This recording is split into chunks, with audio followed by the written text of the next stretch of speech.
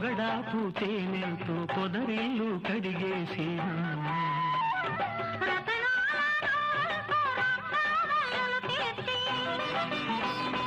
ఎదలో నా పీటేసి ఎదురొచ్చి కూర్చుంటే సొదలేమిటే రామ చిలక, సొదలేమిటే రామ చిలక, సొగసిచ్చుకో సిగ్గుపడక, సొగసిచ్చుకో సిగ్గుపడక.